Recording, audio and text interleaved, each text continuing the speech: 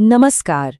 Police का कोई सरकारी रिकॉर्ड अक्सर सिर्फ एक दस्तावेज नहीं होता, उसमें छिपी होती है अपराध और जांच की एक पूरी कहानी। आज हम वाराणसी से मिले ऐसे ही एक केस को समझने की कोशिश करेंगे। सोचिए, एक दवा की दुकान जहां हम जिंदगी बचाने वाली दवाएं लेने जाते हैं, क्या वो नशे का अड्डा बन सकती है? आज हम एक ऐसे ही मेडिकल प्रोफेशनल की कहानी में उतरेंगे जिस पर कुछ ऐसे ही हैरान कर देने वाले इल्जाम लगे हैं।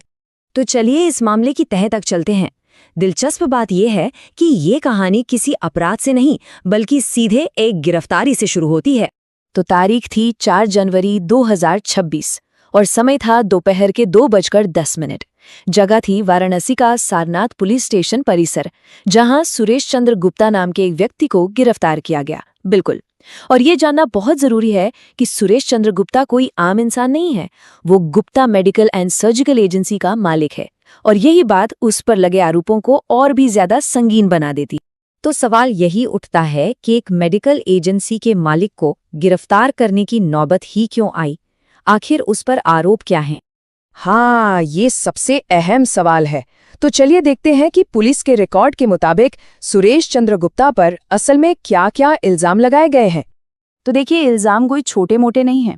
सबसे पहला और संगीन आरोप है नशे के लिए कोडीन वाली दवाएं बेचना। फिर इस पूरे काले कारोबार को छुपाने के लिए फर्जी बिल और इनवॉइस का इस्तेमाल करना। और तो और, जब जांच के लिए बुलाया गया तो जनाब हाजिर ही नहीं हुए, मतलब सीधे सीधे सरकारी आदेश को नजरअंदाज कर दिया। तो ये कोई अनजाने में हुई गलती नहीं लग रही है ना, ये तो एक पूरी प्लानिंग की तरफ इशारा करता है। लेकिन ये सब सामने कैसे आया? मतलब अधिकारी इस पूरे रैकेट तक पहुंचे कैसे? इसके लिए हमें थोड़ा सा पीछे जाना होगा और देखना होगा कि इस मामले का पर्दाफाश हुआ कैसे। जरा इस टाइमलाइन को देखिए। 18 दिसंबर 2025 को ड्रग इंस्पेक्टर ने एक ऑफिशियल शिकायत दर्ज की। इसके बाद पुलिस ने अपनी जांच शुरू की और कुछ ही हफ्तों के अंदर 4 जनवरी 2026 को संदिग्ध को गिरफ्तार कर लिया गया। इससे पता चलता है कि एक्शन कितना तेज था। बिल्कुल। और पुलिस रिकॉर्ड में ड्रग इंस्पेक्टर जुनाब अली की शिकायत का ये छोटा सा हिस्सा बहुत कुछ कहता है।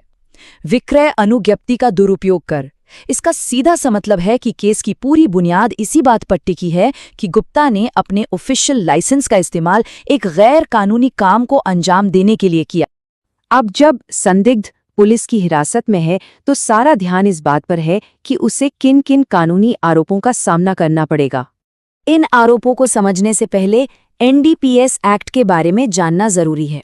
आसान भाषा में कहें तो ये भारत में नशीली दवाओं से जुड़े मामलों को कंट्रोल करने वाला सबसे बड़ा और सख्त कानून है। किसी केस में इसका जिक्र आने का मतलब ही है कि मामला बहुत गंभीर है। और जरा इन धाराओं की लिस्ट पर नजर डालिए। बीएनएस यानी भारतीय न्याय संहिता और एनडीपीएस एक्ट की इतनी सारी धाराएं, ये साफ बताती हैं कि मामला कितना पेचीदा है।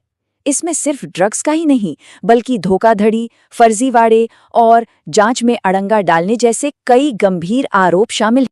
तो आखिर में ये पूरा मामला हमें एक बहुत बड़े सवाल के सामने लाके खड़ा कर देता है। सवाल ये कि क्या ये एक गिरफ्तारी बस एक अकेला केस है, या फिर ये दवा की आड़ में चल रहे किसी बहुत बड़े और गहरे नेटवर्क का सिर्फ एक छोटा सा सिरा है? ये सोचने वाली